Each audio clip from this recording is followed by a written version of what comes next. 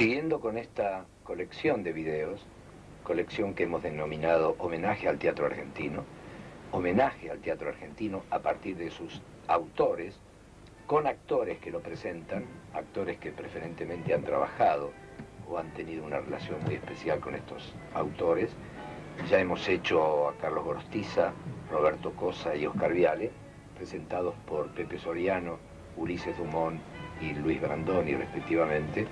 Hoy desarrollamos el video número 4 presentando a Ricardo Alac, un autor que ha tenido una importancia muy grande en el teatro argentino por su estilo y por su temática y por el desarrollo de su estilo y de su temática. Para presentarlo lo va a hacer un actor que ha debutado justamente en obras de Ricardo Alac aquí en Buenos Aires, en Soledad para Cuatro y Estela de Madrugada, y ese actor que lo va a presentar es Federico Lupi. Esta presentación de Ricardo Alac se enmarca en este festejo de los 50 años del teatro argentino y un poco más de una década de la experiencia de teatro abierto, de la cual él fue un fundador y yo diría que uno de los puntales más firmes y más vigorosos.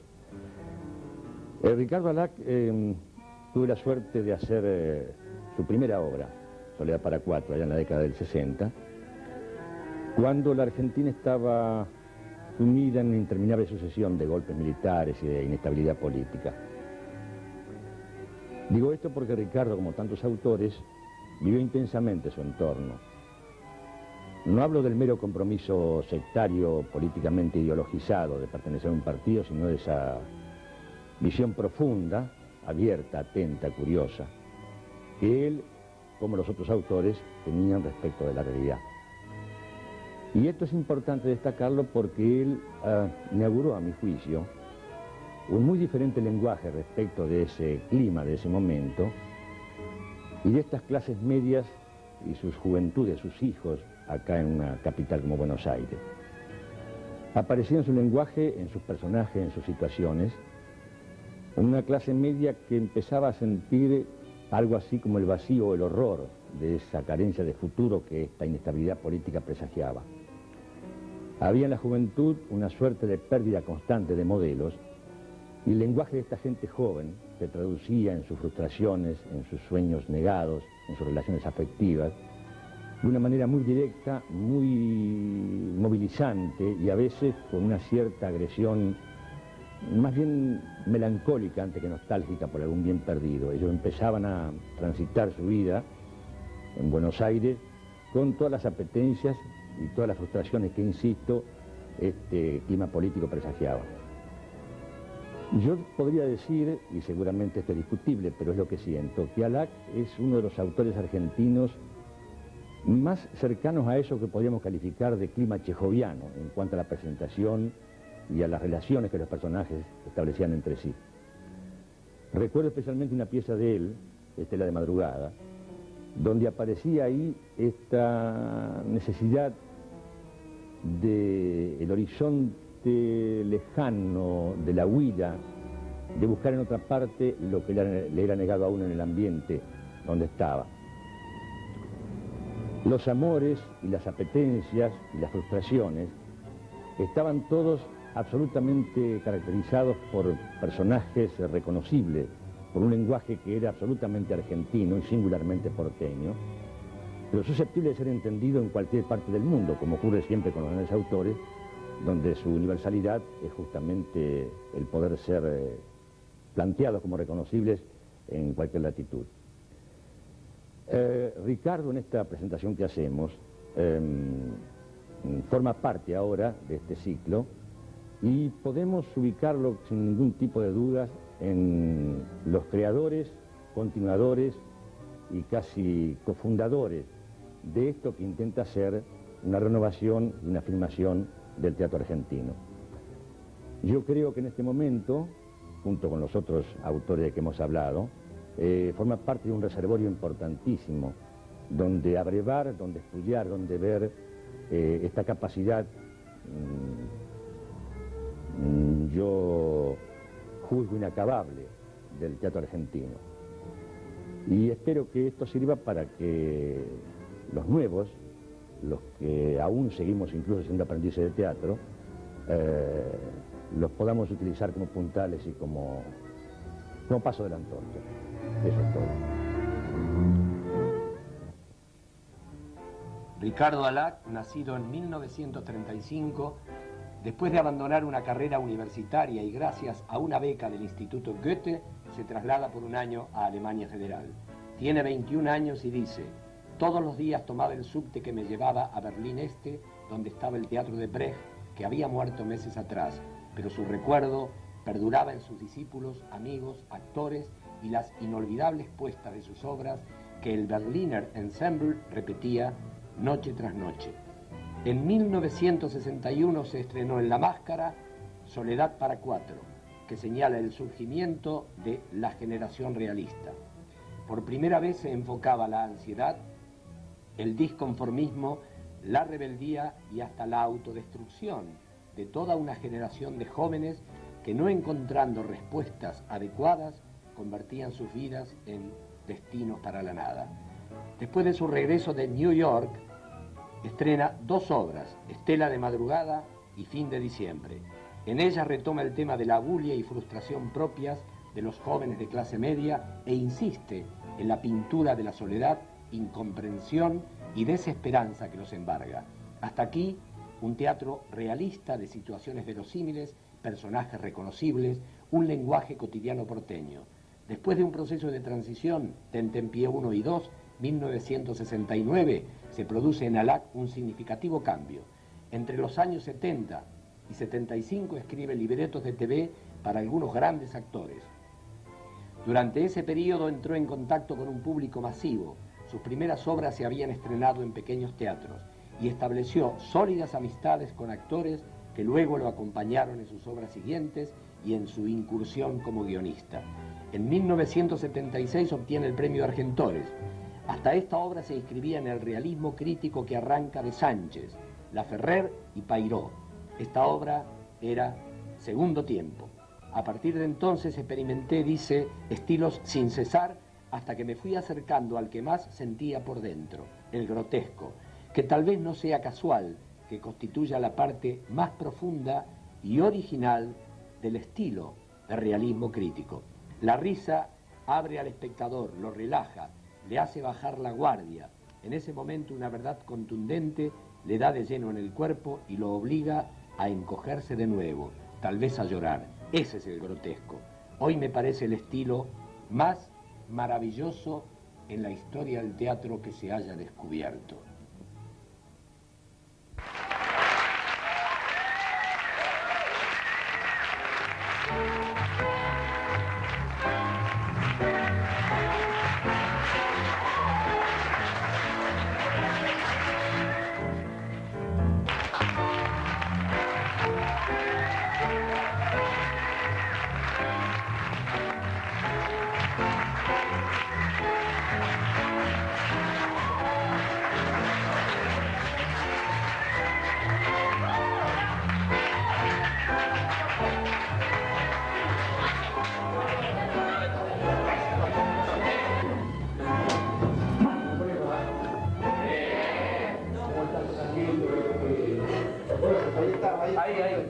Ahí. Esa es la distancia perfecta.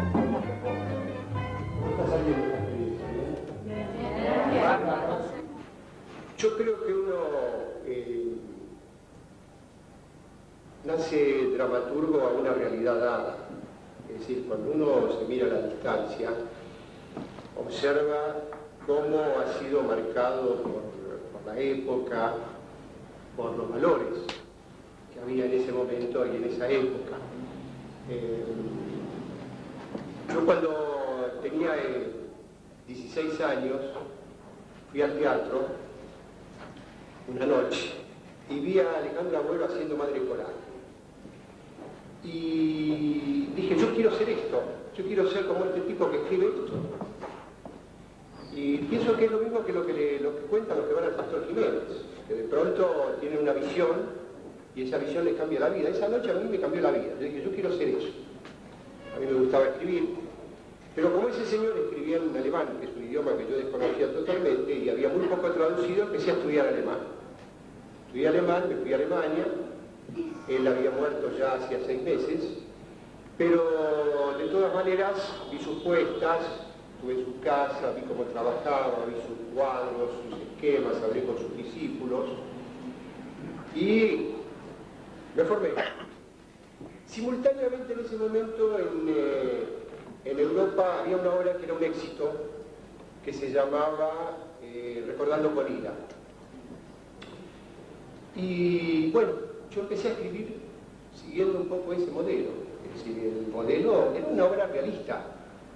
Había una cosa que no me gustaba en esa obra, que se hablaba demasiado, que había muy poca acción. Digamos que mis modelos fueron esos.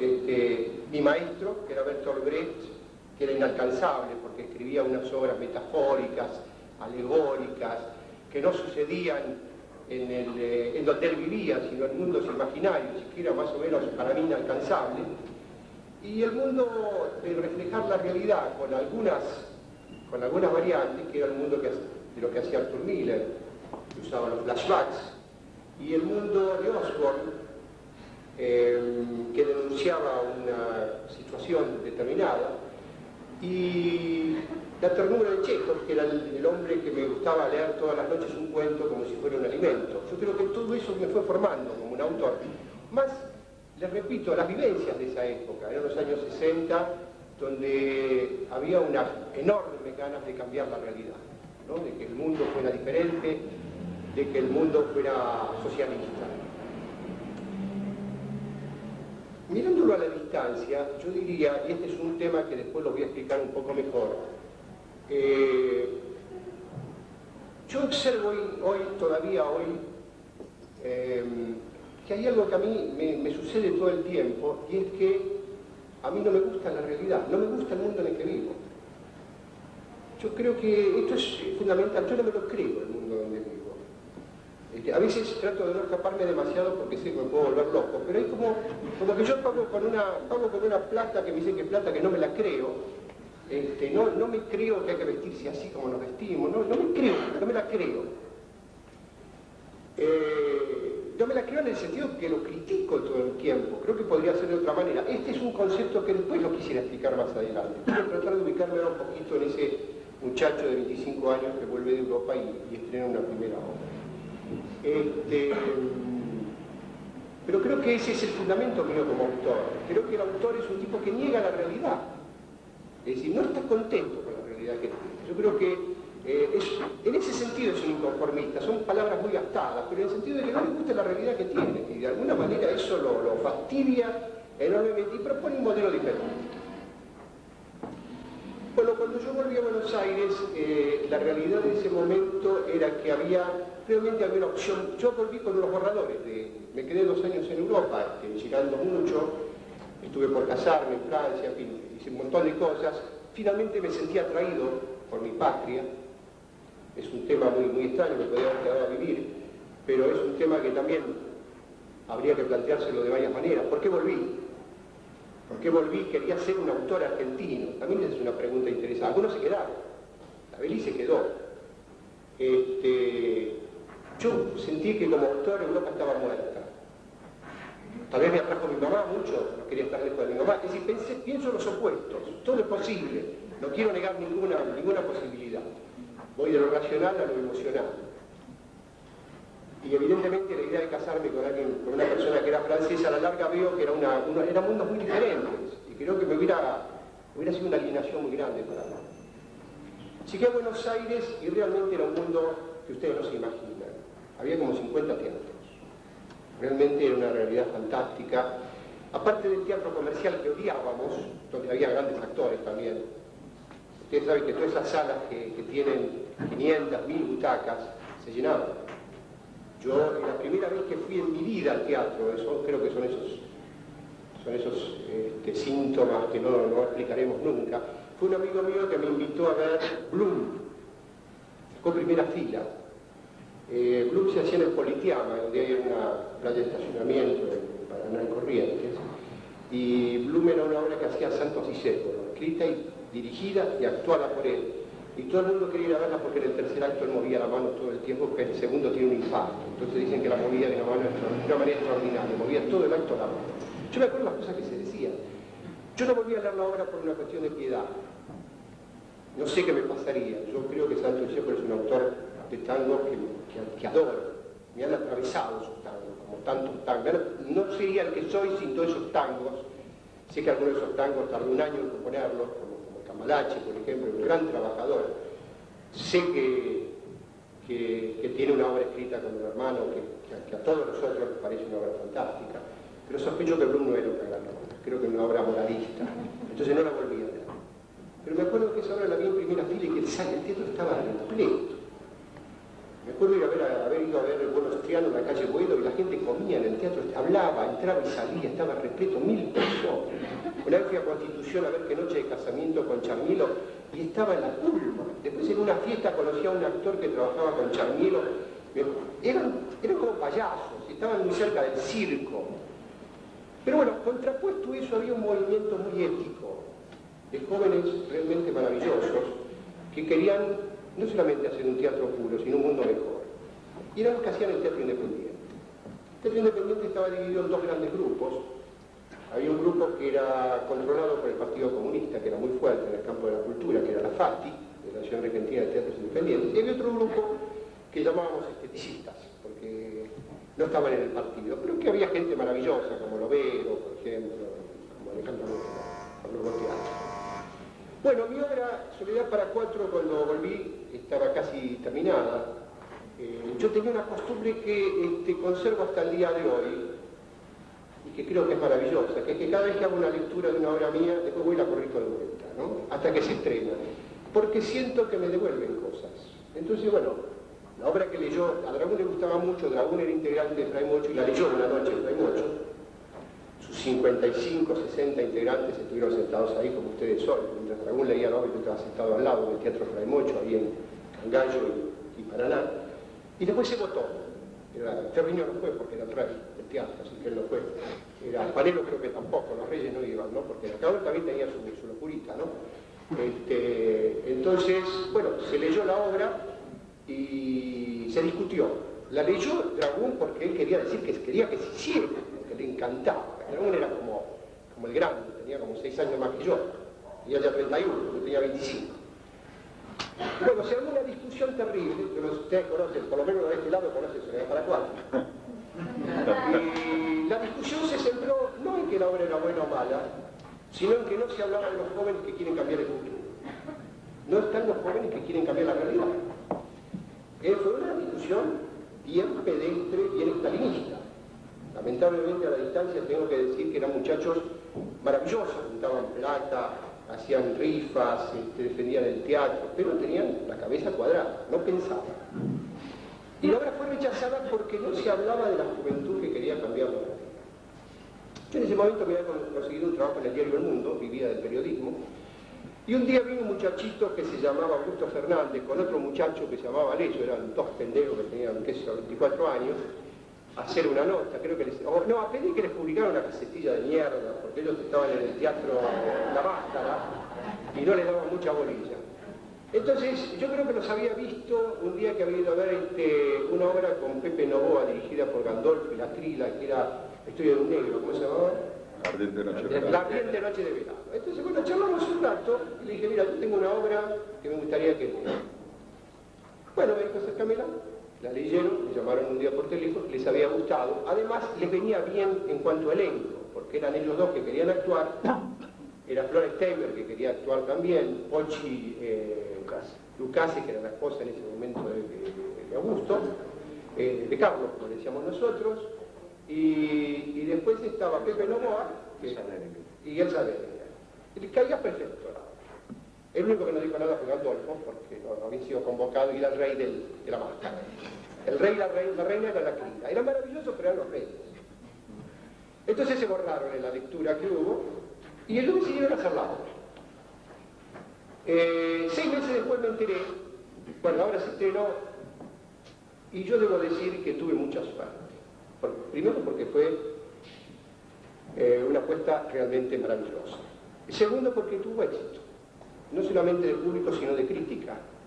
Después descubriría lo que eran los críticos. Pero bueno, cuando empezabas te daban primero una mano, ¿viste? Dale que va, llegó uno nuevo, bueno, qué lindo, entonces te manteaban para arriba, ¿no? Tuve mucha suerte, la obra caminó bien, iba al público, solo a mi mamá no le gustaba porque era un teatro que quedaba off. ¿Por qué no podés estrenar en la calle Corrientes? Me decía mi mamá, como en Santa Cruz. Les cuento esto porque tuve muchos problemas con mi mamá. Y mi papá esa noche de estreno casi se pelea porque mi hermano iba con su novia que era cristiana. Entonces, dijo, si va tu hermano con su novia cristiana, yo hago un escándalo en el hall.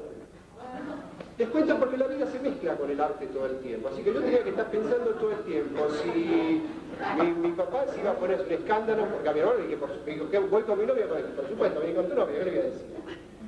Así que no se sabía si iba a haber un escándalo, y Gorostiza en un rincón me acuerdo que me lo presentan al final del primer acto y me dijo, hasta ahora vamos bien, vamos a ver cómo sigue. Gorostiza siempre muy competitivo, hasta ahora vamos bien, vamos a ver cómo sigue el segundo acto. Así que estaba entre el maestro que me opinaba, mi papá que podía hacer un quilombo, los críticos. Pero bueno, lo cuento porque es importante, todo esto lo va marcando. Lo va marcando. Fue formidable el trabajo que hice con Aleso y con Fernández. Venían 2 veces por semana a mi casa, yo vivía solo en un lugar que después me tuve que mudar porque me agarré una anemia, no tenía ventana, era una pieza que estaba en el mercado de Abasto, en la zona del mercado de Abasto, con unas ratas así de grandes. Pero ellos venían 2 veces por semana, yo corregía escenas y venían, las leía, charlábamos, me decían cosas y después hicieron unos ensayos. Rompieron el teatro, después no pudieron seguir trabajando porque realmente ensayaron tanto tiempo, se ocuparon. Porque el teatro independiente era ensayar un poco, pensar en la ideología, tener un trabajo en la oficina. Ellos querían hacer teatro. Es decir, rompieron ese esquema y se rompió el teatro. Porque no daba el teatro para... Es decir, había que buscar mantenerse de otra manera. Había que profesionalizarse. Meses después me enteraría que en un momento dado vinieron de la... Lo digo hasta con cariño ahora ya, porque pasaron tantos años, vinieron de la dirección cultural del partido a decirles que no podían hacer la obra porque había sido rechazada en el Fray Mocho. Y ellos no me lo quisieron decir, pero se pelearon y se fueron, y se pelearon sobre todo porque querían hacer la obra, pero a mí me marcaron ahí. Quiero decirle porque hay muchas marcas que me han hecho en mi vida, esa fue una. Me han marcado muchas veces. Creo que eso también es importante que lo sepan, ¿no? Por ejemplo, una marca que he tenido con los años, bueno, la de los militares, me marcan cada vez que llegaban, no van a venir más, por suerte, pero bueno, cada vez que llegaban lista negra. Pero también había otra marca, que cuando llegaban los militares yo entraba en la lista negra y no podía hacer ni teatro, ni oficial, ni televisión, ni cine. Entonces aparecían un montón de gente que me decía, bueno, no importa, tenemos que luchar todos juntos, los argentinos, para salir adelante. Y cuando terminaba un gobierno militar, y yo salía adelante, porque me llamaban para algo y estrenaba una pieza y me iba bien, o me iba bien con un programa de televisión, siempre venía y me decían, che, ustedes los judíos, qué energía que tienen, viejo, ¿cómo hace? Entonces cuando me iba bien era judío, cuando me iba mal era argentino. Pero no por decisión mía. Por eso le digo, era otra marca que tenía que sobrellevar. Porque yo trataba de que no, como muchos, en esa época donde lo importante era lo que nos unía y no lo que nos diferenciaban, yo no destacaba mi judaísmo. Yo destacaba el que era argentino, el que era de escritor, el que creía en los problemas sociales y el que quería cambiar la realidad, que queríamos tener un mundo mejor. Entonces yo a esas cosas no le daba bolilla, pero los demás sí le daban bolilla. Mi mamá seguía pensando que yo escribía como no debía, los militares seguían pensando que yo escribía como no debía, algunos pensaban que yo era judío y no lo decía, o sea que había mucha gente que yo era medio ingenuo, ¿no? O creía en mis ideales, digamos. Yo tengo un recuerdo muy hermoso de todo eso, en el sentido que, bueno, después seguí estrenando otras piezas, los críticos ya no me trataron tan bien, empezaban a decir que me repetía, o que, qué sé yo. Después estrené una segunda pieza que co-dirigió Fernández con López Pertierra, un amigo que lamentablemente se murió. Después estrené una pieza que lamentablemente Fernández no pudo dirigir, terminó dirigiendo La Mocián, que fue Estela de Madrugada, no tuvo una buena puesta. También fui aprendiendo que las obras pueden tener buenas puestas y malas puestas, que pueden estar bien terminadas o mal terminadas. También aprendí que el medio espera algo de uno y que si uno no lo cumple tiene que ser lo suficientemente fuerte para seguir igual. Por ejemplo, Estela de Madrugada, fíjense qué curioso, es la única obra con un tema de amor de mi generación. No me lo perdonaron. Me asesinaron porque era un teleteatro. Era un teleteatro para la mayoría de la gente, porque el tema del amor se tocaba en los teleteatros. Nosotros teníamos que hablar de cosas serias, dirigirnos a la mente de la gente, cambiarle la mente y hacer la revolución. ¿Cómo iba a hablar del amor? Que es una mierda. Es decir, creo que había una gran hipertrofia, había una gran desesperación, había una gran confusión.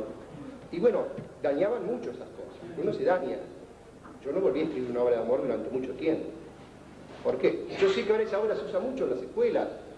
Se han hecho muchas puestas, es decir, en muchos lugares, no públicamente, y me han dicho, mirá, sirve mucho, que es una obra muy tierna, es una obra muy diferente en tu producción.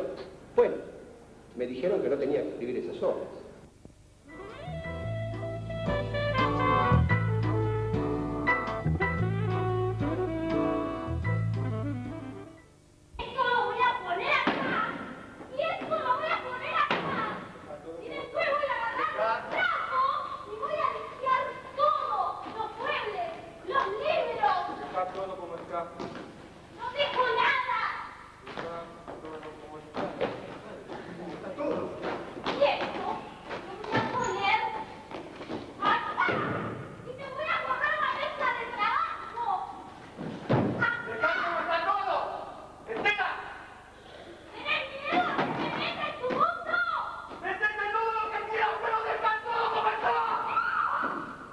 En Estela de Madrugada, como en todas sus obras, el autor elabora situaciones, traza líneas de conducta, enfrenta hombres, mujeres, personas que simbolizan generaciones, familias, instituciones e ideas.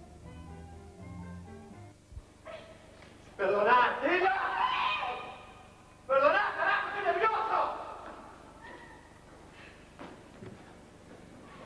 La vieja no me pasa un mango, boluda, por eso estoy así. Estoy encerrado en estas 4 paredes y sigo estudiando.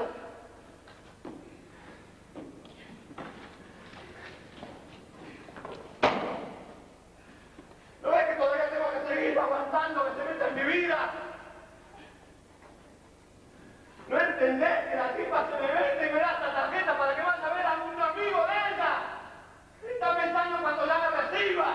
Está digitando mi vida como siempre, Estela. Me falta una materia, Estela. Una materia. Déjame decidir mi vida ahora. ¿Qué hago de mi vida ahora? No puedo más encerrado acá.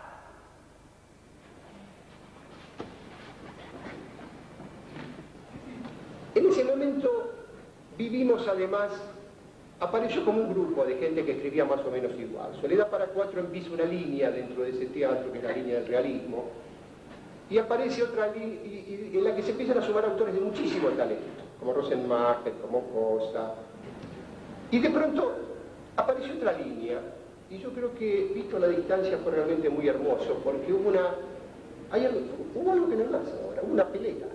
Un grupo de gente que escribía de otra manera, que escribía de acuerdo al absurdo, de acuerdo al teatro del absurdo, y nos peleábamos a muerte. Los diarios reflejaban nuestras peleas, no nos saludábamos, ellos nos tildaban de naturalistas, de fotográficos, y nosotros los tildábamos de extranjerizantes, de copiar los modelos de Pinter y de Onejo, de que no tenían creatividad, y los críticos que los apoyábamos decíamos que eran críticos extranjerizantes. Es decir, era una pelea, pero yo me acuerdo una vez que fui con una novia que tenía al teatro Ditela, que era un teatro también muy raro, porque era un teatro de experimentación. Y había un grupo que se llamaba el grupo, a ver, ayúdenme si no me acuerdo. Zafak, que estaba ahí, Trafik, no, Zafak, no. Trafik era, ¿verdad? Trafik. Y me acuerdo que me odiaba. Entonces cuando empieza la obra bajan 2 actores y empiezan a caminar en 4 patas y empiezan a dar vuelta por entre donde estaba mi butaca, yo estaba con una señorita, que empieza a decir, soledad para 4, soledad para 4, soledad para 4. Y no se iban a ver como perritos que estaban en la reunión, yo no sabía cómo hacer, ¿no? Era una agresión directa. Pero, visto a la distancia, yo me acuerdo que hace 10 años nos amigamos con Griselda. Y hubo un acto en el Centro Cultural San Martín donde tuvo que ir tuvo cosas, Griselda, no me acuerdo quién más. Nos amigamos todos y dijimos, qué lástima que ahora no hay nuevas peleas de esta manera. Cuando hay pelea hay algo vivo. Era una pelea con todo, nos peleábamos porque había distintas tendencias. Y después pasó algo muy maravilloso, que nos encontramos a copiar todos de todos.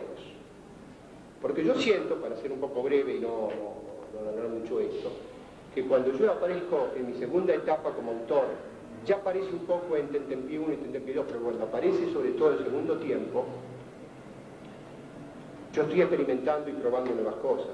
Hay una escena que es un juego, hay una escena que es un sueño, hay una escena donde él habla, es un monólogo con una muñeca.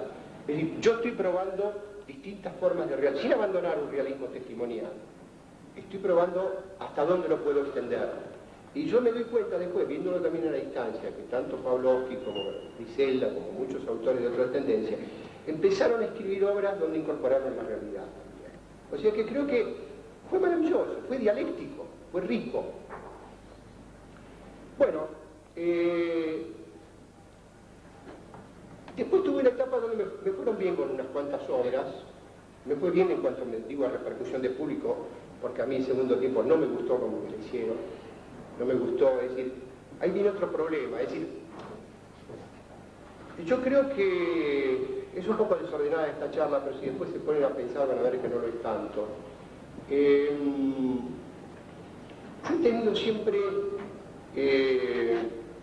yo creo que ha habido un problema en el teatro, otro problema en el teatro argentino, que no se llegó a concretar, pero que existió durante mucho tiempo, y que fue el director en el medio entre el autor y el actor. Este es un país donde el director no terminó por fagocitar al autor. Es una palabra fea la que uso, porque hay países donde el autor desapareció. El autor se transformó en el director, que le pedía a los actores que improvisaban, y él hacía una especie de collage, de montaje, o a veces escribía. A veces hubo espectáculos así maravillosos, realmente maravillosos, y algunos los vi. Pero realmente eran espectáculos esporádicos y basados más bien en la imagen que en la palabra. Se empezó a denigrar a la palabra y el director empezó a manejarse en el medio no muy cómodo, porque a la larga uno empezaba a notar que los actores no le creían mucho y con el autor no se llevaba muy bien.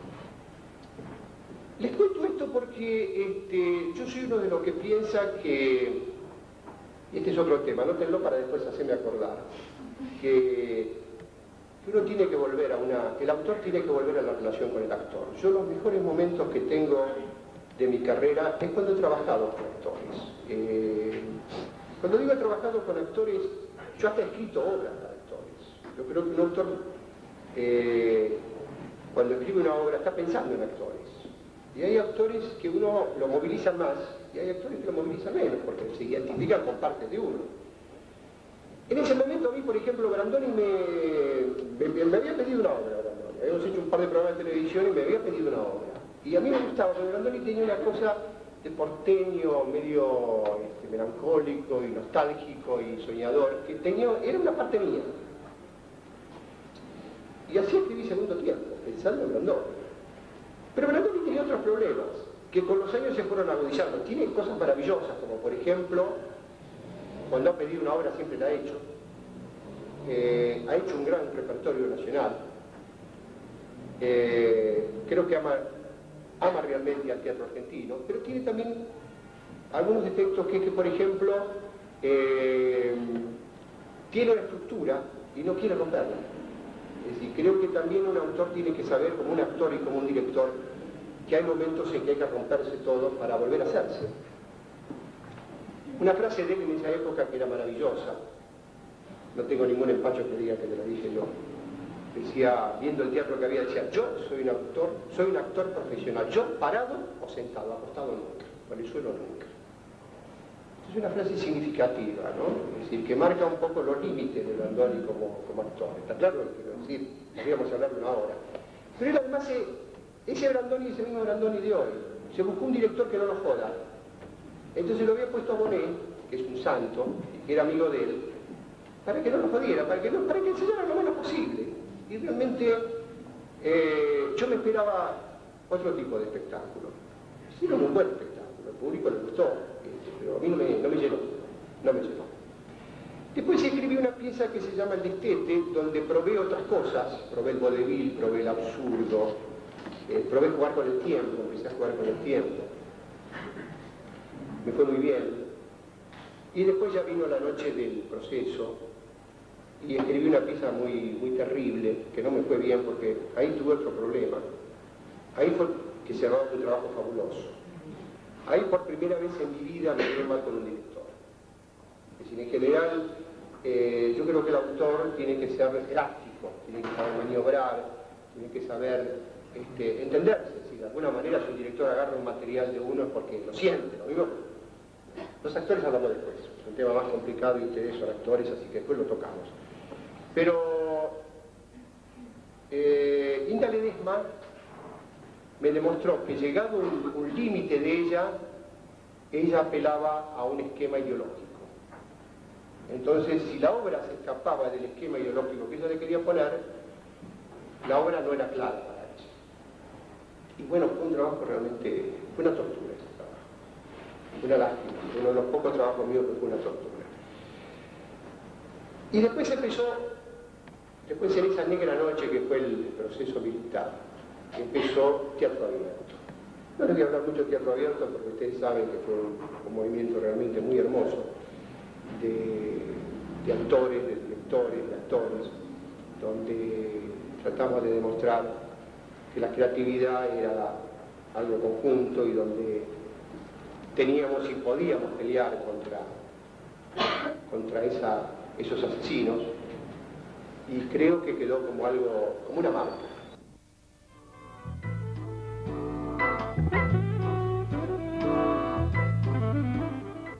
¿Crees que activar o despertar una parte espiritual del ser humano es uno de los sentidos que el teatro tiene? Qué pregunta que me haces, porque vos sabés que este fue el gran dilema de mi generación. Porque cuando mi generación empezó a escribir, había como que el mundo estaba dividido en dos partes. Vamos a hablarlo muy groseramente, muy simplificadamente, ¿no? Estaban los que decían que el hombre es un ser imposible de cambiar, que es así desde que se creó y será así para siempre. Y están los que sostenían de que el hombre era como es debido a las injustas situaciones económicas en que vivía, debido a la alienación, debido a la explotación, debido a que había gente que le sacaba la plusvalía de su trabajo, y como decía Marx, que es uno de los grandes pensadores de esta corriente, el hombre, la explotación del hombre aliena tanto al explotador como al explotado. Por el otro lado estaban la escuela, digamos, norteamericana, que decía, no, el hombre es un ser subjetivo, se atrincheraba ahí otro pensamiento, que será así para siempre. Y el que nace asesino es asesino, y el que tiene problemas con el hijo es porque la relación entre el padre y el hijo, en fin, estaba toda la escuela psicológica contra la escuela social. Y por supuesto el artista tenía que elegir también. Y yo, que tengo una vocación por la utopía, digamos, casi enfermiza, como tenemos todos los artistas, digamos que me involucré en mi obra en la corriente que decía que, bueno, había que poner el teatro al servicio de mejorar al hombre. El teatro tenía que ayudar a que el hombre tomara conciencia y que cambiara, ¿no es cierto? Y yo creo que era una teoría vista a la distancia, ahora que ese enfrentamiento ha terminado, ¿no es cierto? Y que el mundo está en este momento en una gran convulsión espiritual, donde los dogmas se han caído, porque lamentablemente todo esto terminó en grandes dogmas, no en pensamientos que evolucionaban. En este momento observo que había una cierta ingenuidad de nuestra parte, ¿no? En creer que el hombre podía cambiar solo porque los medios de producción dejaban de estar en manos privadas y pasaban a ser de todos o del Estado, como en definitiva pasó, que fue el nuevo explotador del hombre. Entonces, Yo te diría que en este momento no creo más en eso, ¿no? Yo creo que había un objetivo tan enorme, ¿no es cierto? Es decir, había que modificar al hombre, había que ayudarlo a cambiar, y yo creo que eso determinó también algunas cosas muy curiosas, que algún día habrá que analizar, como por ejemplo, que mi generación despreciaba a su público, como el público que venía, era un público burgués, pequeño burgués, como le decíamos, de profesionales y comerciantes, que no eran los que podían cambiar la realidad, que eran los obreros, y los obreros no venían al teatro, entonces hacíamos teatro para un público que no venía, y menospreciábamos al público que venía. Así que fíjate vos en qué confusión espiritual estábamos. Yo creo que lo que conseguí últimamente es no irme al otro extremo, porque de pronto muchos compañeros se han ido al otro extremo. No muchos, algunos te diría. Yo creo que la mayoría en este momento está en una actitud de reflexión, en una actitud donde, bueno, cuando uno escribe teatro ya no está tan seguro muy bien de lo que va a decir, pero sabe que el teatro es un vehículo para que la gente se humanice, para que la gente se desprenda de esta vida artificial. ¿Por qué vamos a decirlo de otra manera, si no lo queremos decir como se decía antes? El hombre vive en una vida muy artificial, ¿no? Los medios de comunicación de masas le ofrecen permanentemente la felicidad a través de chicas muy hermosas y muy jóvenes que le venden videocaseteras, viajes al exterior, autos nuevos, casas nuevas, todo a pagar en muchísimas cuotas, colegios nuevos, ropa nueva. Y el teatro creo que tiene una función fundamental, que es alertar a la gente de que, bueno, hay algunos que van a tener acceso a eso, hay otros que ni siquiera tendrán jamás acceso a eso porque no podrán por ser pobres, pero que ni los que no tienen acceso, ni los que tienen acceso van a encontrar la felicidad ahí. Es decir, la felicidad, y lo voy a decir también en palabras muy, muy sencillas, está en el conocimiento. La felicidad está en, como decía Heidegger, el hombre es la única criatura que hay sobre esta tierra que está en esta tierra para preguntarse por qué se vive, qué quiere decir la vida, a dónde vamos, qué sentido tiene este mundo y de dónde venimos y qué sentido tiene el espacio y todo lo que en él está. Y creo que solamente podemos vivir alrededor de estas preguntas, imaginar respuestas, crear respuestas, fantasear respuestas, compartir respuestas, preguntas, imágenes, metáforas. Ese es el camino del hombre y ese es el camino del teatro que yo quiero. Una de las cosas más misteriosas es cómo aparece una pieza. Creo que lo importante también de mi cambio es asumir ese misterio, porque antes, digamos, uno quería buscar una idea social, uno buscaba, creo que esto es importantísimo, ¿no? Es decir, uno buscaba lo que le conviene, hay como que cosas que a uno le convienen y hay cosas que uno desea. Por ejemplo, a mí me convenía en ese momento encontrar temas sociales, que era lo que la gente quería. O en este momento hay temas que de pronto me convendría escribir, pero no los puedo escribir. Tengo que responder solamente a los temas que siento. Y eso pasa en todos los órdenes de la vida. Y de pronto, bueno, aparece una idea y en este momento no se puede plasmar del todo. Mirá, yo tengo varias ideas que de pronto tienen una primera formulación, después se guardan, después tienen una segunda formulación. Mil años un día, así tiene 7 años. Un día me llamaron en Hebraica para que hiciera un cursillo con un grupo de estudiantes y empezamos a improvisar sobre un tema: ¿qué pasaría si de pronto, que es uno de los temas judíos, ¿no? ¿Qué pasaría si de pronto a uno le dan 48 horas para irse de donde vive? ¿Cómo ha pasado? ¿Sabés que hay judíos que han vivido 1000 años en Polonia y de pronto algún edicto decía que tenían 48 horas para irse?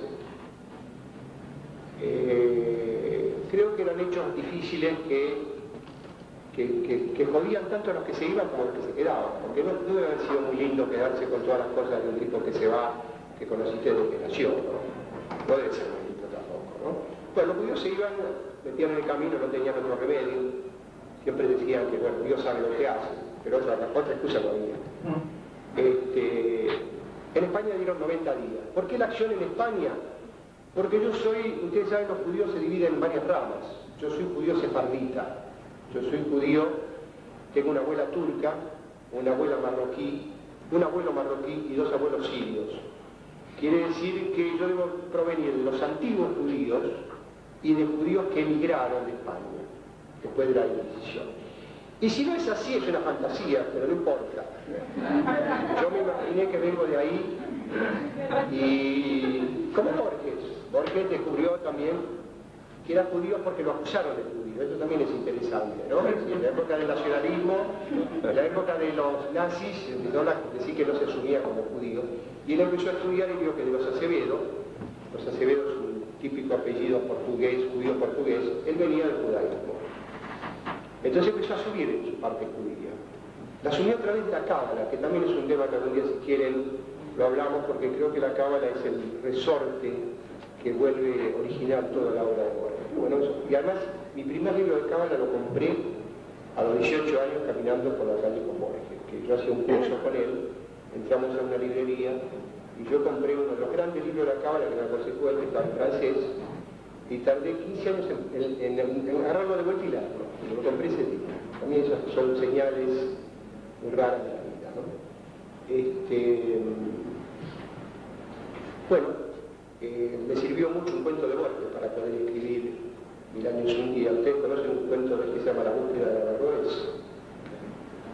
Bueno, vayan mañana y leanlo porque es un cuento, Humberto Eco dice que es el cuento que lo marcó a él. La acción pasa, ¿puedo contarlo? La acción pasa en España, en la época en que vivían los árabes con los judíos y los cristianos. Y Averroes, que era el famoso filósofo árabe que estaba traduciendo a los griegos al español, o al árabe creo, encuentra de pronto 2 palabras está traduciendo a Aristóteles, y traduciendo la poética, encuentra 2 palabras que no sabe qué quieren decir. Esas palabras sabemos nosotros que eran tragedia y comedia. No sabía qué querían decir porque en el mundo árabe no había teatro, estaba prohibido el teatro. Entonces el cuento de Borges es maravilloso porque Averroes va a la ventana, empieza a transpirar, no sabe cómo seguir la traducción. Va a la ventana, se asoma y hay unos chicos abajo que están jugando a ser quienes no eran. Él tampoco se da cuenta, como que la realidad se está burlando de él, ¿no? Los chicos juegan a hacer teatro. Está muy nervioso, no puede seguir trabajando. A la noche va a la casa de un amigo donde reciben a un árabe que viene de China. Y el árabe cuenta cómo es China y dice que hay una cosa muy extraña en China, que de pronto la gente se reúne para ver un tipo muy disfrazado, lleno de marcas en la cara, que hace de quien no es. Y él se enoja y dice que eso está prohibido por Alá. Y a la noche vuelve a la casa, está transpirando mucho, no sabe cómo seguir. Y finalmente inventa 2 palabras y sigue la traducción. Entonces Borges llega a la siguiente conclusión. Tal vez en el momento que vivimos hay cosas que nos está vedado entender. En el momento que vivimos tal vez hay cosas que nos está vedado entender. Bueno, ese cuento me sirvió para lanzarme a hacer una obra que pasa en el siglo XV y donde a mi edad, empecé la obra casi a los 50 años, empiezo a ver claro por primera vez la influencia de Brecht en una obra. Qué curioso, ¿no? Y en cuanto a la dirección de actores de la obra, ¿qué opinión me podés dar? O sea, en cuanto a lo que vos decías, la relación entre el director y el autor. Ya, yo hice 2 tipos de trabajo con Alejandra Agüero, quien de alguna manera la tengo enmarcada porque fue una noche con ella que yo descubrí mi vocación. Hicimos 2 etapas en el trabajo. Una etapa también como la que hice con Fernández y Alejo, y que hice muchas veces. Una etapa donde yo iba 3 veces por semana a su estudio y tomaba cafeía y después íbamos a tomar un café y hablábamos, y donde el material realmente me ayudó muchísimo, pero muchísimo y con enorme respeto. Jamás siempre me dijo, acá falta algo, o acá yo pondría algo, Ricardo, ¿qué se te ocurre? Ustedes saben que los autores, hay algo que los autores percibimos, de pronto uno empieza a trabajar con un director, ¿no? Y el director el primer día le dice a uno, ¿no sabes que yo también escribo, no? Eso es fatal, ya. Ese diálogo es fatal porque quiere decir que el director se está poniendo en un lugar más ambiguo. Pues yo no digo, yo también digo, qué sé yo, ponete en un lugar ese día. En un trabajo ponete en un lugar. Está permitido todo, que actúes, que dirijas, que escribas, todo lo que quieras, pero ponete en un lugar. Y el abuelo siempre se puso en un lugar. Y yo se lo tengo que agradecer eso, ¿no? Es decir, porque le da una gran tranquilidad. O sea, me llamaba y me decía, mira, ahora poniendo la obra, pienso que acá falta algo, ¿qué se te ocurre? Bueno, eso es lo que yo. En cuanto al trabajo en sí, ella tenía que hacer un montaje para una sala de 1.200 butacas. Yo me acuerdo cuando hablábamos del elenco, que yo siempre uso mi privilegio de autor para proponer actores, para proponer. El autor siempre es escuchado por el director, ¿no es cierto? Entonces, tiraban nombres que rebotaban y ella siempre me decía lo mismo. No tiene buena voz, o sabéis que tiene que caminar 8 pasos hasta llegar y después podrá hablar. Es decir, me hablaba de algo que no sabía. Yo nunca había estrenado una obra en una sala tan grande. Había escrito una obra para una sala grande, pero nunca había estrenado en una sala grande. Sí, había estrenado una y me la habían hecho muy mal. L'Abuelo descubrió que esa obra había que montarla de una manera especial en esa sala. Había que montarla, la palabra es horrible, pero la voy a decir, un poco perísticamente. Y la montó así. Y la montó, por supuesto, de acuerdo a su estética y a sus conocimientos y a su trabajo y con su necesidad final de poner una gran proyección para que quedara claro que ese es un problema que le podía pasar a los pueblos. Pero yo respeto eso, porque yo creo que el autor tiene que respetar también el trabajo del director. El director ha demostrado ser honesto, ha demostrado ser capaz. Y de pronto tiene una estética y la quiere llevar hasta sus últimas consecuencias. El autor lo tiene que respetar. Y la directora no se equivocó. A los críticos se dividieron. Los críticos les pasaron muchas cosas. Primero no se esperaban una obra así de mí. Se quedaron muy sacudidos. Algunos se pusieron muy enojados de que yo escribiera una obra judía sobre un tema judío, donde dijera directamente que era judío, así de esa manera. Bueno, por ahí tienen razón. Yo lo había ocultado, pero no había aparecido en mi obra y de pronto apareció todo junto. Es como cuando uno nunca se pelea con la mujer y de pronto se pelea un día y dice todo junto.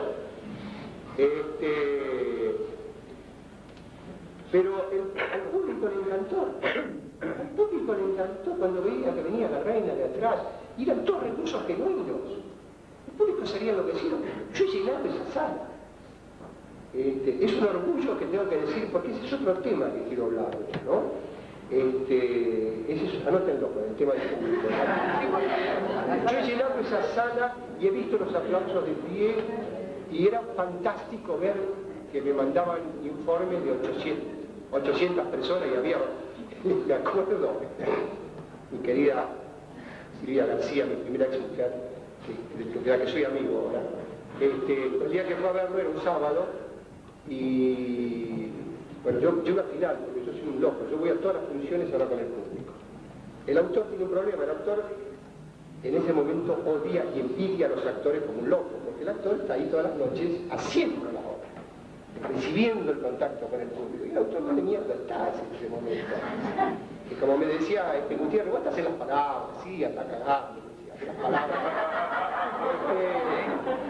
Porque realmente, entonces vos salís a recibir las migajas que quedaron, las caritas del público y alguna reflexión, salís a recibir lo que queda. Pero realmente el autor se la perdió, no la puede hacer. Y me acuerdo que ese día que estuvo Silvia García, yo llegué al final, la vi la sala y me dice, y bueno, ¿cuánta gente calculas? La platea creo que tiene 700 butacas, ¿no? Entonces me dijo, ¿600? 700. Y dijo, vos sabés que creo que había como una fila y media vacía, como preocupada, ¿no? Pero desgraciada, digo, ¿quiere decir que había más de 650? Pero es como que uno se pierde la noción de pronto, ¿no? Y, uy, de pronto yo me preocupaba cuando había 550 nada más, ¿no? Pero realmente fue emocionante Fue emocionante tener un éxito. Fue emocionante tener un éxito de público. Fue emocionante ver contentos a los actores. Porque como dice Brandoni una vez, me dijo, los actores casi siempre trabajamos para salas vacías. Esa es una pregunta para pensar. Es una pregunta para pensar. Y ver a los actores contentos cambiándose, porque hay mucho público. Che, me dijeron que hay tanta gente y van contentos. Como Santana tiene una frase hermosa, me decía, vamos a trabajar la obra. Toda la noche trabajamos la obra. Es hermosa, ¿no? Pues es que salían, estaba todo el público, la hacían. Realmente es un recuerdo hermoso, ¿no? Y el recuerdo, uno de los recuerdos más lindos que tengo muchísimo, por supuesto, es cuando fue el estreno, subí al escenario con todos los ayudantes a saludar al público, y cuando bajó el telón, los 50 actores, sobre todo muchos que eran jóvenes, que hacían el pueblo, digamos, de alguna manera, se acercaron a abrazarme y a felicitarme porque les gustaba mucho la obra. Eso fue, porque no es como el reconocimiento de los padres. A mi mamá le puede gustar mucho la obra, mi hijo me puede decir que es muy linda, el pisero de la esquina, pero el único reconocimiento que vale es el de los padres. Es inútil lo demás. Lo demás es valioso, pero el único reconocimiento que uno realmente valora es el de los padres. ¡Sorpresa! Está escrito en español. El libro del esplendor. ¿Qué es esto? Mi curiosidad es grande, quiero una respuesta rápida. Pero, Majestad. Isabel. Majestad. Un día un joven fue a ver al gran Rabí Ben Eleazar y le preguntó, ¿es verdad, maestro, lo que usted dice, que Dios nos dio los capítulos de la Biblia en un orden equivocado? Sí, le respondió el gran Rabí, porque el que supiera el orden correcto podría resucitar a los muertos. Oh, ¡qué interesante! ¿Y usted quiere hacer milagros? No. Yo soy un médico, un estudioso. Los cabalistas sí interpretan sueños, exorcizan demonios. Nosotros los cristianos, para vencer a los demonios, no solo confiamos en Dios, confiamos en nuestras espadas también. Lo sé. Me permite. El único milagro que yo deseo es evitar que el tiempo pase. Oh, Dios, pasaron épocas y generaciones sobre la tierra y yo no fui nada en ninguna de ellas. Muy bello. ¿De quién es? De un poeta español a quien admiro, judío y también general, Shmuel Hanagid. Me gustaría tanto recostarme, cerrar los ojos y tomar fresco como usted, pero no puedo. Esta es la terraza más linda del palacio. ¿Por qué? Porque usted se esconde aquí. ¿Sí? ¿Me duele tanto la cabeza? No sé si fue la conversación de anoche o el vino que tomamos. Isabel, el vino le sienta mal. No sé por qué, no me doy cuenta y tomo igual. Quizás. Sí. Cuántas historias maravillosas contó ayer. Me gustaría recordarlas todas. ¿Por qué sabe tanto? Nunca dejé de preguntarme sobre mi origen, quizá por eso estudié de todo. Después me recibí de médico y descubrí que la salud es un equilibrio entre el cuerpo y la mente. ¡Ay, los judíos, qué curiosos son! Ah, sí, le parece. Ojalá no fuéramos tan curiosos. Nuestra historia, ¿qué quiere decir? No tiene explicación. Cuando nos sucede algo nunca sabemos si es un premio o un castigo. Quizás, hábleme de la tabla. No, es solo para iniciar. Nadie tiene que saber más que yo. Soy la reina. Quizás. Ay. Quizás. Isabel, ahora su piel está tranquila, pero es como un sol dormido. Sí, tengo las manos calientes. Tiene usted razón, es usted la reina. A un lado tiene a Dios, al otro el rey Fernando. El rey Fernando es un hombre fuerte y hábil, con los hombres, con las armas. Él ordena y le obedecen. Isaac, con él es diferente. Es una larga historia. Juntos somos un símbolo que representa la unión del país. De niño yo soñaba que me perseguían y yo corría, corría y corría y los perseguidores siempre estaban detrás de mí. 1000 años un día lleva al drama los intensos sentimientos de un pueblo que debe enfrentar la inestabilidad y el cambio. En la obra funcionan como disparadores de la acción dramática sucesos concretos de la vida de los personajes que crean un clima de crisis. La obra transcurre en 1492. El tratamiento metafórico de un periodo distante no solo esclarece sucesos de ese periodo, sino que también los trasciende e ilumina la situación contemporánea del dramaturgo. Alac cuenta que en 1945, cuando durante un viaje en Buenos Aires con su padre, este abrió el periódico delante suyo y tomó noticia de los horrores del Holocausto. El padre le apretó el brazo y le dijo que siempre debería recordar que el destino de los judíos es estar alerta para dejar su país al percibir señales de un peligro inminente. Alac no podía comprender entonces por qué los judíos debían irse cuando no habían hecho nada de nada. Creo que esta idea, que perturbó al autor profundamente durante años, es el tema central de 1000 años, un día. Hizo paz y cabalí. ¿Y qué pasó? Los amuletos no surtieron efecto, Isaac. La cábala. ¿No puede conmigo? Soy un hombre desesperado. Un hombre que se volvió niño de repente. ¿Ve, Isaac? Yo me abro a sus debilidades. Pero usted no se abre a las suyas. ¡Vamos! A la sala.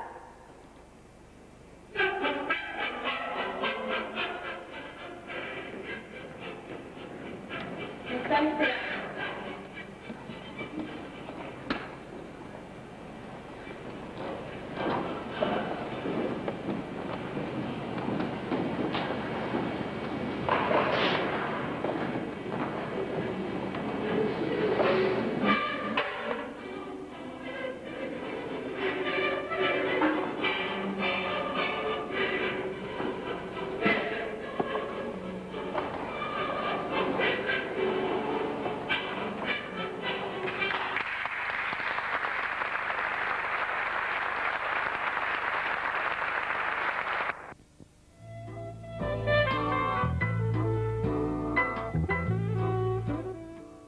¿Qué imágenes tenés al visualizar la forma en que vivirán los seres humanos? Mira, a veces cuando hablo por teléfono, que de pronto, como mucha gente, me digo, bueno, con hablar por teléfono una vez por semana con fulano o con mengano, ya tengo mi relación bajo control, digamos, como piensa mucha gente. Mucho tiempo cuando mis padres ya no viven, pero bueno, yo los llamaba todos los días y bueno, era una manera de saber cómo estaba. Yo pienso que por un lado hemos ganado muchas cosas, pero hemos perdido muchas cosas, ¿no? Es decir, pienso que antes, cuando alguien quería hablar con alguien, iba, se subía al caballo, caminaba 1 kilómetro, 2 kilómetros y se encontraba con esa otra persona. Y aunque evidentemente perdía tiempo, el contacto con otra persona no es lo mismo que hablar por teléfono. Y yo creo que es evidente que los medios de comunicación, que por un lado nos unen, por el otro lado nos separan. Por lo cual, yo visualizo un mundo de gente solitaria, ¿no? Ya hay muchísima gente solitaria, mucha gente que vive sola en porcentajes cada vez mayores. Se ha modificado ya el significado de la palabra familia. No digo que antes yo soy como el que pasa de un puente al otro. Yo viví en una sociedad donde había una fiesta de fin de año, había 100 personas, estaban todos los hermanos de mi papá, sus mujeres, sus hijos de sus hijos, nos conocíamos con los primos, con los tíos. Hoy en día la gente está sola. Si come con un hijo, un tipo solo con un perro es una familia, un tipo con 2 plantas, 2 tipos solos, una mujer con un chico adoptado, es una familia. Y creo que va a haber una reacción de la gente frente a eso.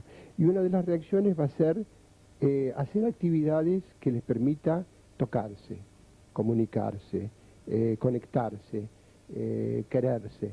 Y es en ese sentido el teatro va a jugar un papel muy importante. Yo le quería preguntar, usted lo nombró a Discépolo en un momento como que lo había ido a ver y no le había gustado. Yo leyendo unos apuntes para entender más su obra, decía que en algún momento usted había tenido una influencia con Discépolo, entonces sabía...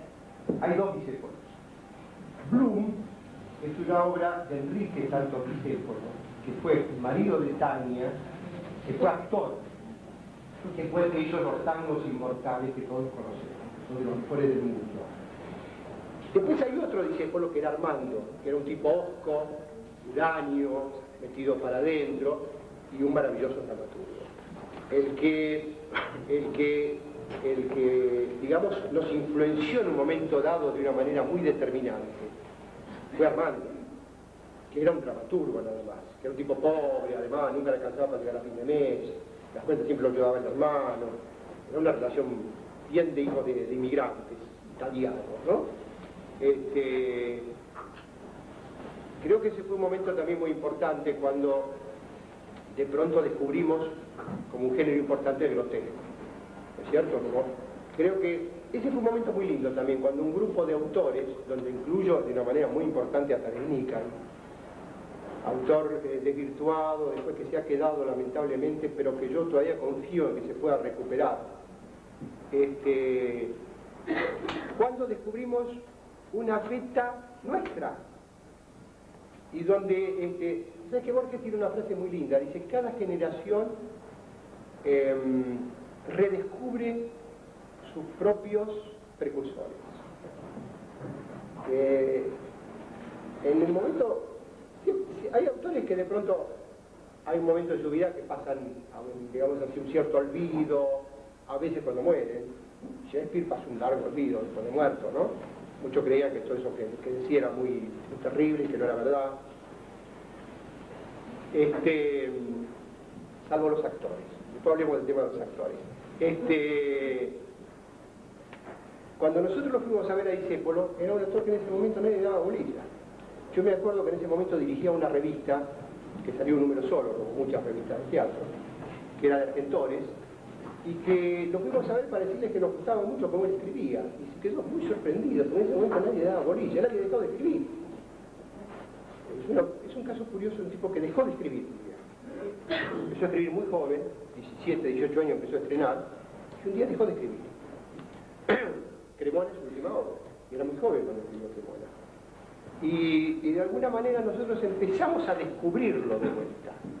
Y después terminó con los libros de Pelletieri, con el maravilloso libro de Viñas. El libro de Viñas sobre el grotesco y sobre Discépolo, que es maravilloso, justamente, ¿no? Porque además está escrito muy bien, ¿no? Grotesco, inmigración y no me acuerdo cuánto se llama, ¿no? Pero realmente es David Viñas. Entonces te aclaro que hay una diferencia. Lo que yo había visto ese día era una obra de teatro hecha por Santos Discépolo, exacto. Cuando comienza esta generación, usted la marca como que querían cambiar cosas, querían tener un mundo mejor. Y eran los autores, eran los actores, era el público, también ha habido de un tipo de obra. Pero ustedes como autores, ¿intuían en ese momento lo que ahora a la distancia se puede ver como que realmente o eran geniales o eran geniales intuitivos, ¿no? Porque mostraban una generación que después se quedaba o a mitad de camino, o sin salida, o llena de frustraciones. Yo creo que nadie sabe lo que está haciendo muy bien. Como dice muy bien Sartre, la gente hace la historia sin ser muy consciente de lo que está haciendo. Por ejemplo, vos fijate, yo escribo una segunda pieza para teatro abierto, que por lo menos este grupo la leyó, no sé si ustedes, que es Ruido de rotas cadenas. El ruido de rotas cadenas, si nos ponemos a pensar, yo hablo de una nueva clase social en Argentina, que es la extrema pobreza, la extrema miseria, que emerge del proceso y que hoy en día representa casi el 30 o 40% de los argentinos. Yo sea consciente de que era un precursor de eso, que yo tenía una premonición de lo que estaba pasando.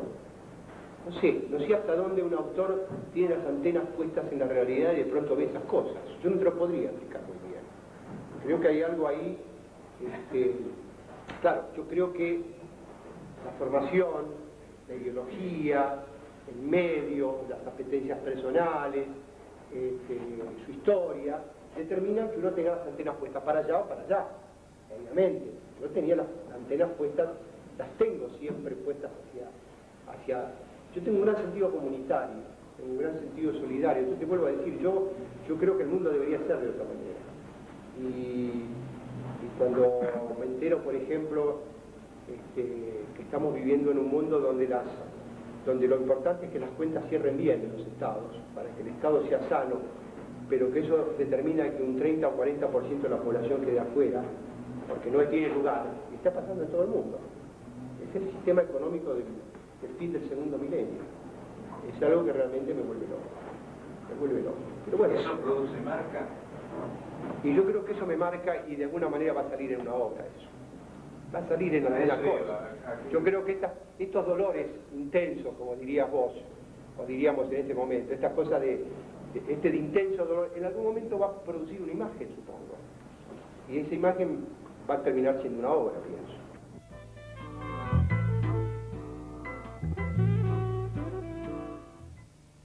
Con Segundo Tiempo, Alac obtiene el premio Argentores 1976. Se estrenó en inglés en Manhattan con algunos cambios del original. El conflicto es el que enfrenta a un joven latino que contrae enlace con una norteamericana. Según los autores de la adaptación, la obra expone además el conflicto de la mujer atrapada entre dos culturas y la diversidad de su papel según se lo considere desde el punto de vista argentino o norteamericano. Ideal para pajero. ¿Cómo te llamas? Pablo Belvedere. Y me revientan las minas cancheras. Ay, tenés cara de haber vivido mucho. ¿Y qué vas a hacer vos? ¿También me vas a revisar? ¿Me vas a decir que de la fracaso también se aprende?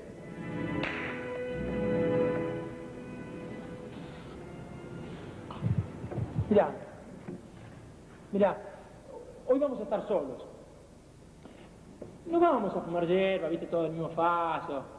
No, yo no soy como Castellani. Mirá, vamos a hacer un juego. Sí. Ya está. Mirá, vos estás desnuda ahí en la ventana, ¿no? Y tu casa se quema. Sí, entonces yo subo a rescatarte. 2, 4, 6 pisos. ¡Señora! ¿Qué le pasa, señora? Entonces ahí yo te rescato y te tomo en mis brazos y te miro y de repente me doy cuenta. Sos una mujer independiente y... ¡Ah! ¡Dijo que te queme!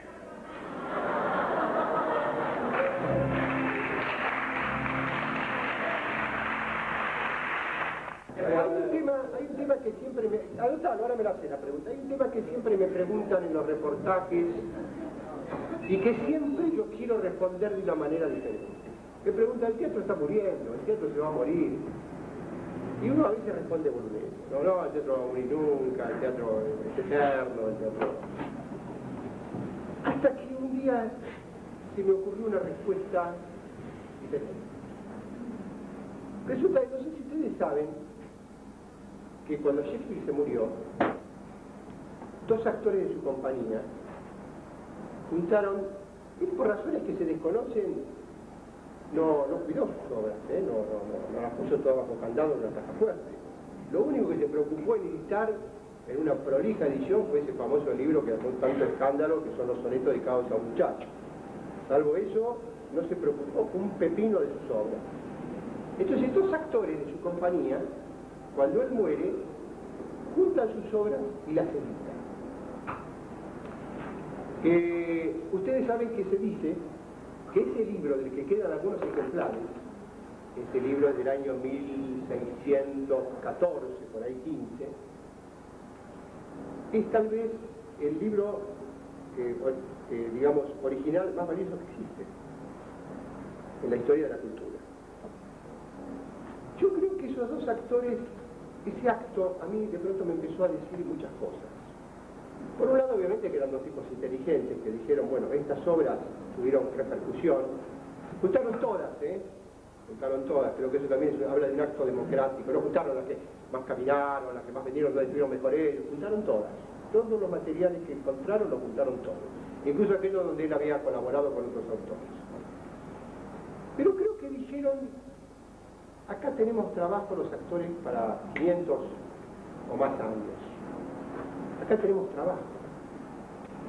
Y cuando digo trabajo, no solamente el hecho de tener trabajo, ¿cierto? De decir, bueno, hago una obra de y voy a tener un público, sino tenemos trabajo para crecer. Porque hacer una de esas obras, hay que ponerse a hacerla. Hay que ponerse a pensar, hay que ponerse a trabajar en serio. Entonces yo pensé, mientras existan actores, aunque tengan que hacer televisión, y ahora voy a decir lo que quiero decir de eso, alguno siempre va a ver que va a sentir que el bicho le pica y diga, yo tengo que hacer, este es el desafío, tengo que hacer uno de estos personajes. Y esto se no puede morir.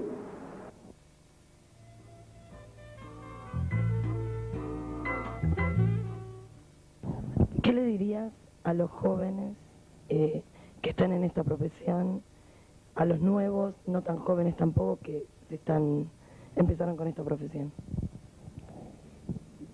Hay una pregunta que es fundamental. ¿Por qué hay tantos estudiantes de teatro y los estudiantes de teatro no van al teatro? ¿Por qué los estudiantes de teatro no leen, no van a los conciertos, no van al cine de arte? Yo no quiero ponerme didáctico porque creo que es inútil. Creo que si estudian teatro y han tenido acceso a los grandes textos teatrales, a los grandes actores, a los textos de los grandes maestros del teatro, saben que el teatro es una ética, es una conducta y es una forma de vida, una disciplina y un objetivo. Y yo creo que hay que seguirlo, ese objetivo. Creo que hay que seguirlo, hay que trabajar. Los grandes actores, los grandes autores son personas que trabajaron 12, 14, 15 horas por día y eran felices haciendo lo que querían. Y yo creo que hacer televisión es muy dañino. Creo que, bueno, si hay la posibilidad de hacer un grupo y hacer un programa de televisión artísticamente genuino, como yo me enorgullezco de decir que lo hice toda mi vida, porque otro tipo de televisión no hice, creo que, bueno, sirve eso. Eso sirve, es útil, abre puertas al conocimiento, al enriquecimiento. Pero si no, como una rutina, como una forma de vida, es desperdiciar el talento con el que vinieron a este mundo. Nada más.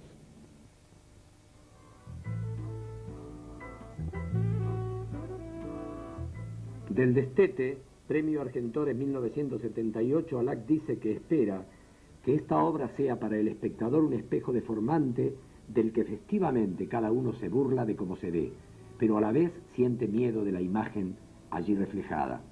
Su experiencia en el periodismo lo lleva a escribir ciclos televisivos como Dos en la ciudad, Cosa juzgada y Yo fui testigo. Un trabajo fabuloso, última pieza estrenada antes del ciclo de teatro abierto y publicada junto con el Destete en 1984. Alac dice: nunca me animé a escribir épicamente y no creo en el distanciamiento brechtiano en que un espectador deba sentarse en una butaca y solo pueda sentir siempre y cuando eso no le impida pensar en el transcurso de un espectáculo. Sin embargo, reconozco en mi teatro características aprendidas de Brecht, la voluntad de entretener, pero también de enseñar, el intento de no bastardear mi arte, la constitución de una fábula que sea clara para todos, el rigor al construirla sin cabos sueltos, como si fuera una novela policial, la elaboración de cada escena como una unidad que empieza y termina en sí misma, el placer por hacer varias versiones de una obra, observando cómo ésta crece y fundamentalmente el trabajo sobre los protagonistas, mostrando cómo cambian al contacto de los hechos mientras el tiempo pasa. Defiendo, dice Alac, la soledad del autor teatral porque es una soledad activa, dinámica, donde se debe desplegar un complicado trabajo hoy menoscabado. El autor trabaja con ideas, crea fábulas con ellas. El autor crea también dolorosamente personajes que reflejan facetas no siempre felices de su personalidad. El autor modela el lenguaje, materia siempre esquiva, engañosa, juega peligrosamente con las palabras porque sabe que además de hacer sentir, reflejan conceptos y además descubre que en todo lo que sea idioma es solo eslabón en la larga cadena. Hereda un lenguaje de sus predecesores y los transmite cambiado a las generaciones venideras como parte del proceso cultural.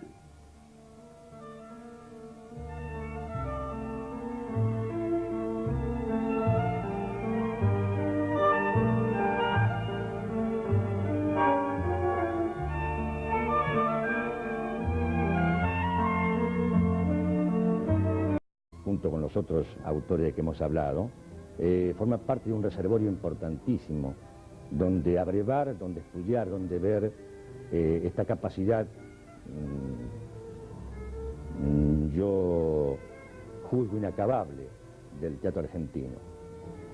Y espero que esto sirva para que los nuevos, los que aún seguimos incluso siendo aprendices de teatro, los podamos utilizar como puntales y como paso de la antorcha.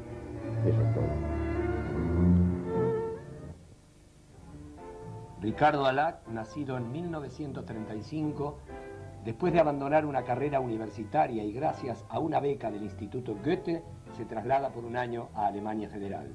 Tiene 21 años y dice: todos los días tomaba el subte que me llevaba a Berlín Este, donde estaba el teatro de Brecht, que había muerto meses atrás, pero su recuerdo perduraba en sus discípulos, amigos, actores y las inolvidables puestas de sus obras que el Berliner Ensemble repetía noche tras noche. En 1961 se estrenó en La Máscara Soledad para cuatro, que señala el surgimiento de la generación realista. Por primera vez se enfocaba la ansiedad, el disconformismo, la rebeldía y hasta la autodestrucción de toda una generación de jóvenes que, no encontrando respuestas adecuadas, convertían sus vidas en destinos para la nada. Después de su regreso de New York, estrena dos obras, Estela de madrugada y Fin de diciembre. En ellas retoma el tema de la bulia y frustración propias de los jóvenes de clase media e insiste en la pintura de la soledad, incomprensión y desesperanza que los embarga. Hasta aquí, un teatro realista de situaciones verosímiles, personajes reconocibles, un lenguaje cotidiano porteño. Después de un proceso de transición, Tentempié 1 y 2, 1969, se produce en Alac un significativo cambio. Entre los años 70 y 75 escribe libretos de TV para algunos grandes actores. Durante ese periodo entró en contacto con un público masivo. Sus primeras obras se habían estrenado en pequeños teatros y estableció sólidas amistades con actores que luego lo acompañaron en sus obras siguientes y en su incursión como guionista. En 1976 obtiene el premio Argentores. Hasta esta obra se inscribía en el realismo crítico que arranca de Sánchez, Laferrer y Pairó. Esta obra era Segundo Tiempo. A partir de entonces experimenté, dice, estilos sin cesar hasta que me fui acercando al que más sentía por dentro, el grotesco, que tal vez no sea casual que constituya la parte más profunda y original del estilo de realismo crítico. La risa abre al espectador, lo relaja, le hace bajar la guardia. En ese momento una verdad contundente le da de lleno en el cuerpo y lo obliga a encogerse de nuevo, tal vez a llorar. Ese es el grotesco. Hoy me parece el estilo más maravilloso en la historia del teatro que se haya descubierto.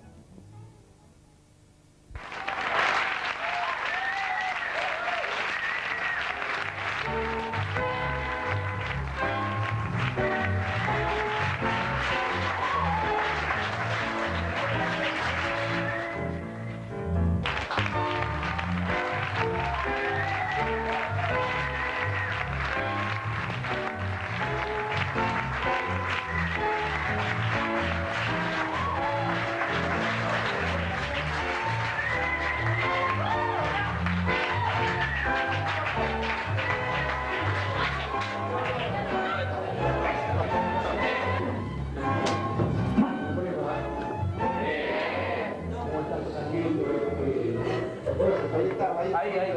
Esa es la distancia perfecta. Está saliendo esta experiencia. Yo creo que uno nace dramaturgo a una realidad dada. Es decir, cuando uno se mira a la distancia, observa cómo ha sido marcado por la época, por los valores que había en ese momento y en esa época. Yo cuando tenía 16 años fui al teatro una noche y vi a Alejandro Agüero haciendo Madre Coral. Y dije, yo quiero ser esto, yo quiero ser como este tipo que escribe esto. Y pienso que es lo mismo que lo que cuentan los que van al Pastor Jiménez, que de pronto tienen una visión y esa visión les cambia la vida. Esa noche a mí me cambió la vida. Yo dije, yo quiero ser eso. A mí me gustaba escribir, pero como ese señor escribía en alemán, que es un idioma que yo desconocía totalmente y había muy poco traducido, empecé a estudiar alemán. Estudié alemán, me fui a Alemania, él había muerto ya hacía 6 meses, pero de todas maneras vi sus puestas, estuve en su casa, vi cómo trabajaba, vi sus cuadros, sus esquemas, hablé con sus discípulos y me formé. Simultáneamente en ese momento en Europa había una obra que era un éxito, que se llamaba Recordando con ira.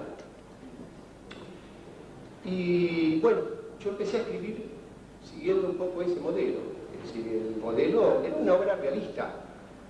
Había una cosa que no me gustaba en esa obra, que se hablaba demasiado, que había muy poca acción. Digamos que mis modelos fueron esos.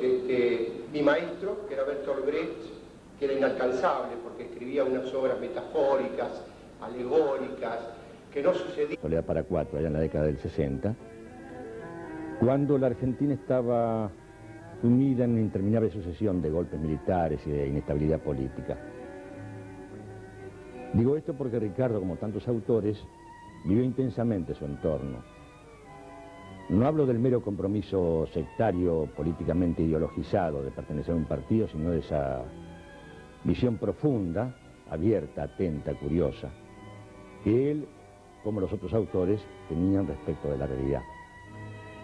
Y esto es importante destacarlo porque él inauguró, a mi juicio, un muy diferente lenguaje respecto de ese clima, de ese momento, y de estas clases medias y sus juventudes, sus hijos, acá en una capital como Buenos Aires. Aparecía en su lenguaje, en sus personajes, en sus situaciones, una clase media que empezaba a sentir algo así como el vacío o el horror de esa carencia de futuro que esta inestabilidad política presagiaba. Había en la juventud una suerte de pérdida constante de modelos, y el lenguaje de esta gente joven se traducía en sus frustraciones, en sus sueños negados, en sus relaciones afectivas, de una manera muy directa, muy movilizante y a veces con una cierta agresión más bien melancólica antes que nostálgica por algún bien perdido. Ellos empezaban a transitar su vida en Buenos Aires con todas las apetencias y todas las frustraciones que, insisto, este clima político presagiaba. Yo podría decir, y seguramente esto es discutible, pero es lo que siento, que Alac es uno de los autores argentinos más cercanos a eso que podríamos calificar de clima chejoviano en cuanto a la presentación y a las relaciones que los personajes establecían entre sí.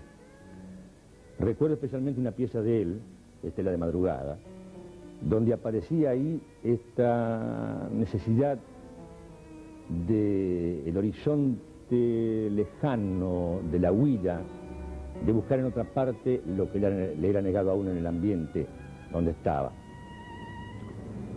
Los amores y las apetencias y las frustraciones estaban todos absolutamente caracterizados por personajes reconocibles, por un lenguaje que era absolutamente argentino y singularmente porteño, pero susceptible de ser entendido en cualquier parte del mundo, como ocurre siempre con los grandes autores, donde su universalidad es justamente el poder ser planteados como reconocibles en cualquier latitud. Ricardo, en esta presentación que hacemos, forma parte ahora de este ciclo y podemos ubicarlo sin ningún tipo de dudas en los creadores, continuadores y casi cofundadores de esto que intenta ser una renovación y una afirmación del teatro argentino. Yo creo que en este momento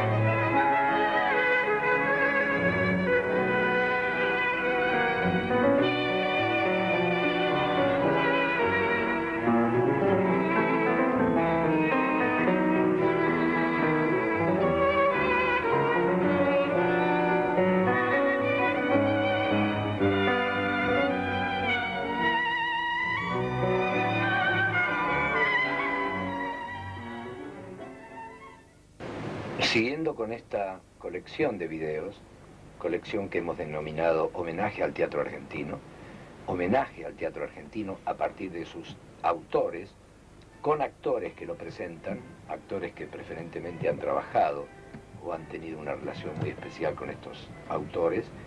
Ya hemos hecho a Carlos Gorostiza, Roberto Cosa y Oscar Viale, presentados por Pepe Soriano, Ulises Dumont y Luis Brandoni respectivamente. Hoy desarrollamos el video número 4 presentando a Ricardo Alac, un autor que ha tenido una importancia muy grande en el teatro argentino por su estilo y por su temática y por el desarrollo de su estilo y de su temática. Para presentarlo lo va a hacer un actor que ha debutado justamente en obras de Ricardo Alac aquí en Buenos Aires, en Soledad para Cuatro y Estela de Madrugada, y ese actor que lo va a presentar es Federico Lupi. Esta presentación de Ricardo Alac se enmarca en este festejo de los 50 años del teatro argentino y un poco más de una década de la experiencia de teatro abierto, de la cual él fue un fundador y yo diría que uno de los puntales más firmes y más vigorosos. Ricardo Alac tuve la suerte de hacer su primera obra. En donde él vivía, sino en mundos imaginarios, siquiera más o menos para mí inalcanzable, y el mundo de reflejar la realidad con algunas variantes, que era el mundo de lo que hacía Arthur Miller, que usaba los flashbacks, y el mundo de Osborne, que denunciaba una situación determinada, y la ternura de Chekhov, que era el hombre que me gustaba leer todas las noches un cuento como si fuera un alimento. Yo creo que todo eso me fue formando como un autor. Más, les repito, las vivencias de esa época, eran los años 60, donde había unas enormes ganas de cambiar la realidad, ¿no? De que el mundo fuera diferente, de que el mundo fuera socialista. Mirándolo a la distancia, yo diría, y este es un tema que después lo voy a explicar un poco mejor, yo observo todavía hoy, que hay algo que a mí me sucede todo el tiempo, y es que a mí no me gusta la realidad, no me gusta el mundo en el que vivo. Yo creo que esto es fundamental, yo no me lo creo el mundo donde vivo. A veces trato de no escaparme demasiado porque sé que me puedo volver loco, pero hay como que yo pago con una plata que me dicen que es plata que no me la creo. No me creo que hay que vestirse así como nos vestimos, no me creo, no me la creo. No me la creo en el sentido que lo critico todo el tiempo, creo que podría ser de otra manera. Este es un concepto que después lo quisiera explicar más adelante. Quiero tratar de ubicarme un poquito en ese muchacho de 25 años que vuelve de Europa y estrena una primera obra. Pero creo que ese es el fundamento mío como autor. Creo que el autor es un tipo que niega la realidad. Es decir, no está contento con la realidad que tiene. Yo creo que en ese sentido es un inconformista. Son palabras muy gastadas, pero en el sentido de que no le gusta la realidad que tiene. Y de alguna manera eso lo fastidia enormemente y propone un modelo diferente. Bueno, cuando yo volví a Buenos Aires, la realidad de ese momento era que realmente había una opción. Yo volví con unos borradores, me quedé 2 años en Europa, girando mucho, estuve por casarme en Francia, en fin, hice un montón de cosas. Finalmente me sentí atraído por mi patria. Es un tema muy extraño, me podría haber quedado a vivir, pero es un tema que también habría que planteárselo de varias maneras. ¿Por qué volví? ¿Por qué volví? Quería ser un autor argentino. También es una pregunta interesante. Algunos se quedaron. La Beli se quedó. Yo sentí que como autor Europa estaba muerta. Tal vez me atrajo mi mamá mucho, no quería estar lejos de mi mamá. Es decir, pienso los opuestos. Todo es posible. No quiero negar ninguna posibilidad. Voy de lo racional a lo emocional. Y evidentemente la idea de casarme con una persona que era francesa, a la larga veo que eran mundos muy diferentes.